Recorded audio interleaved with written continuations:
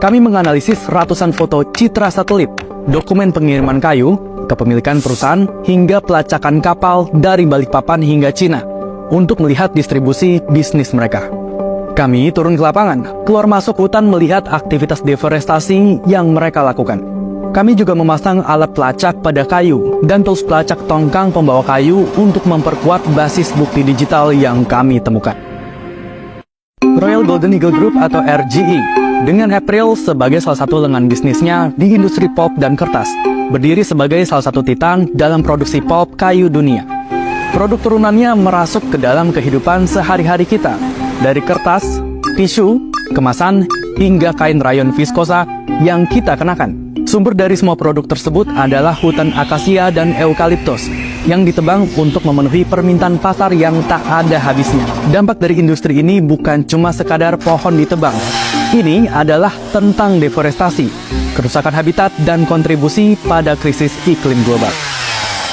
Dengan pengolahan lebih dari 15 juta ton pulp kayu yang berasal dari 2 juta hektar lahan di seluruh dunia, dampak lingkungan mereka tak bisa diabaikan. Untuk menghadang kritik, pada Juni 2015, mereka berjanji mengeliminasi deforestasi, termasuk dalam rantai pasokan supplier. Janji dihadirkan dengan mengusung tema eco-friendly dan sustainability. Faktanya, komitmen yang pernah mereka buat pada 2015 silam tak sesuai kenyataan. RGE diduga kuat terindikasi tetap memperoleh pasokan kayu hasil deforestasi dan menggunakan skema gelap agar sulit terdeteksi. Ini adalah area konsesi PT Industrial Forest Plantation atau IFP. Area yang dikelola mencakup hampir 100.000 hektar. Data KLHK mencatat, IFP adalah salah satu dari beberapa perusahaan yang memasok bahan baku ke pabrik serpih kayu milik PT Balikpapan Chip Lestari, perusahaan yang diduga kuat terafiliasi dengan RGE. Kami memodifikasi alat pelacak, lalu memasangnya pada salah satu kayu yang baru saja dipanen dan dikumpulkan di dermaga kecil milik perusahaan di tepi sungai Mangkutup.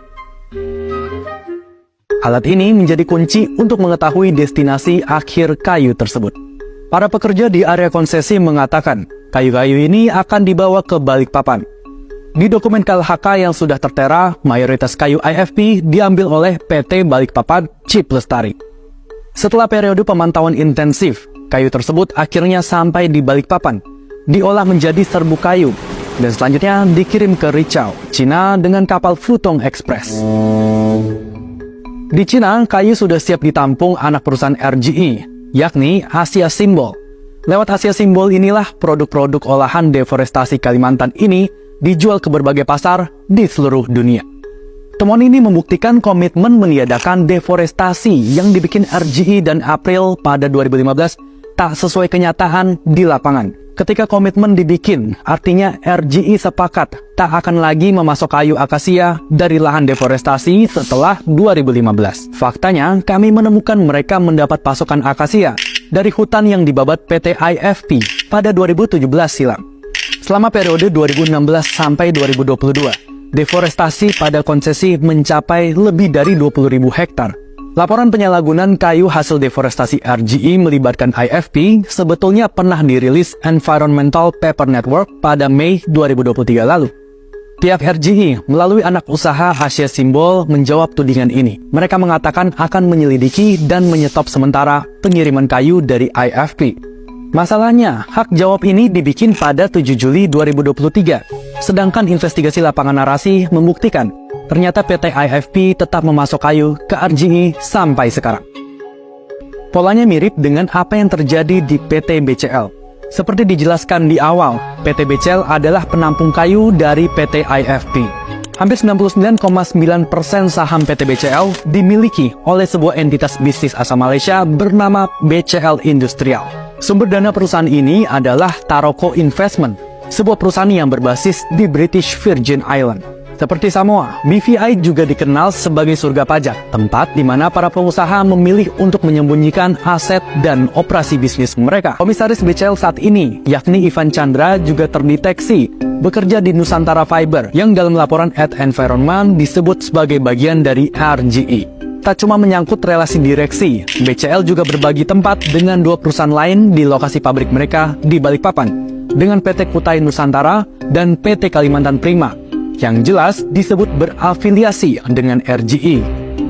Data dari KLHK juga mengungkapkan bahwa pemasok kayu terbesar untuk BCL adalah PT ITCI Hutani Manunggal yang juga berada di bawah naungan RGE.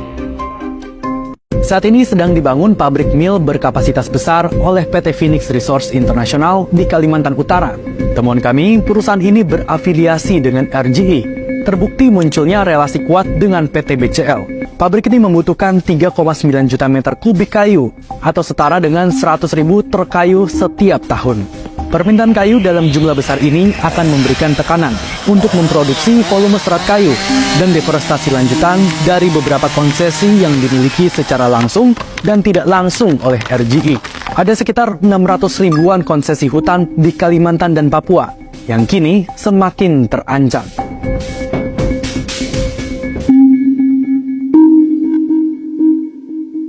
Dugaan indikasi greenwashing RGE ibarat sebuah domino yang akan merembet juga ke berbagai brand fashion ternama. RGE dalam ekspornya dari Balikpapan ke Cina tidak hanya mengirimkan bubur kayu untuk produksi kertas.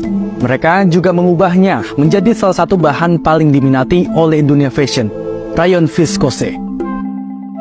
Melalui anak perusahaannya, Sateri, RGE berkecimpung dalam produksi kain ini yang dikenal ramah lingkungan. Rayon viskose dengan karakteristiknya yang berasal dari serat pohon dan mudah terurai telah menjadi favorit bagi berbagai nama besar dalam industri fashion. RGE lewat Sateri memasok rayon viskose pada Marks & Spencer, Esprit, H&M, Uniqlo, dan Adidas. Ironisnya, beberapa dari brand-brand ini seperti Marks & Spencer, H&M, dan Esprit telah membuat janji publik bahwa mereka mendapatkan pasokan bahan baku yang berkelanjutan dan bebas dari deforestasi. Inilah sebuah efek yang dinamakan greenwashing domino. Sebuah fenomena di mana satu perusahaan pemasok bahan baku melakukan greenwashing dan memicu reaksi berantai yang mendorong mitra bisnisnya untuk, mungkin tidak disadari, menyebarkan informasi tidak akurat kepada konsumen. Di permukaan, perusahaan-perusahaan ini bersinar dengan janji masa depan yang lebih hijau. Publik berhak mempertanyakan, meneliti, dan menuntut transparansi serta kejujuran dari korporasi global ini, agar komitmen berkelanjutan ini tak semata omong kosong belaka. Baju calon presiden dan calon wakil presiden dalam sejumlah kesempatan menarik perhatian masyarakat.